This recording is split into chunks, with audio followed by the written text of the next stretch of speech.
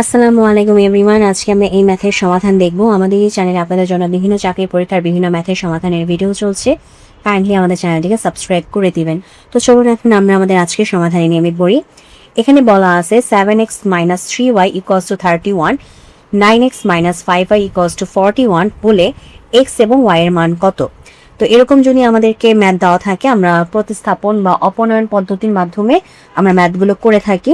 তো যেখানে আমাদের কি করতে হবে, এই যে আমাদেরকে যে দুটো সমীকরণ দিছে, অর্থাৎ 7x - 3y = 31, এটা হচ্ছে 1 নং সমীকরণ, আর হচ্ছে 9x - 5y = 41, এটা হচ্ছে আমাদের 2 নং সমীকরণ। এখানে আমাদের যেটা করতে হবে, এই যে আমাদের যে কোনো একটা, মানে এই যে এক্স এবং ওয়াই এর মধ্যে যে কোনো একটাকে আমরা বাদ দিয়ে শুধু এক্স এর বা ওয়াই এর মানটাকে বের করে নিয়ে আসবো। আর এই বাদ দেওয়ার জন্য আমাদের যেটা করতে হবে, আমাদের 1 নং সমীকরণটাকে, 1 নংকে আমাদের হচ্ছে আমরা হচ্ছে 5 দিয়ে গুণ দিব। 1 নংকে 5 দিয়ে গুণ দিয়ে আমরা 2 নংকে 3 দিয়ে গুণ দিব, গুণ দিয়ে হচ্ছে আমরা বিয়োগ করে দিব।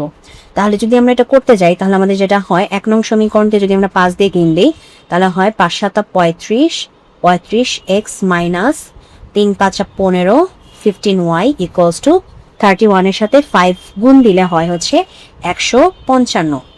এটা হচ্ছে আমাদের 3 নং সমীকরণ। আচ্ছা, এখন যদি 2 নং সমীকরণকে আমরা 3 দিয়ে গুণ দিই, তাহলে হয় হচ্ছে 3 নং 27, মানে 27x - 3 × 5 = 15, 15y সমান হবে হচ্ছে আমাদের 41কে 3 দিয়ে গুণ দিলে হবে হচ্ছে 123।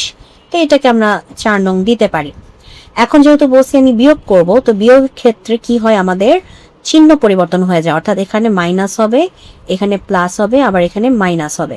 তো এই যে -15y + 15y কি হয়ে যাবে, কাটাকাটি হয়ে যাবে, থাকবে শুধু আমাদের x। এটাই আমরা বলছিলাম যে ফার্স্টে আমরা যে কোনো একটাকে বাদ দিয়ে দিব, তাহলে 35 থেকে 27 চলে গেলে থাকে হচ্ছে 8x।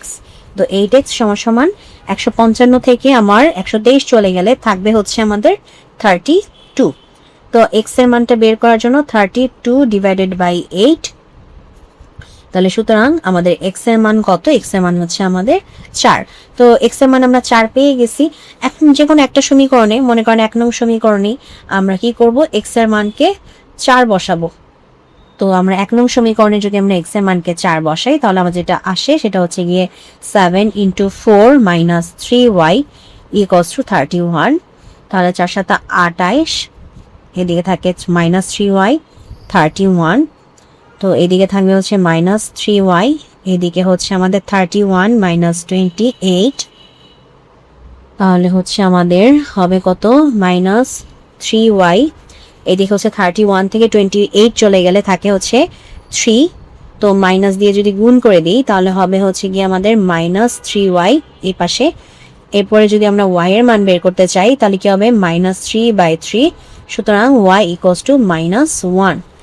তাহলে আমাদের x এবং y এর মান আমাদের কাছে জানতে চাইছিল। x এবং y এর মান আমরা কত পাইছি, x এর মান পাচ্ছি আমরা 4, y এর মান পাচ্ছি আমরা -1।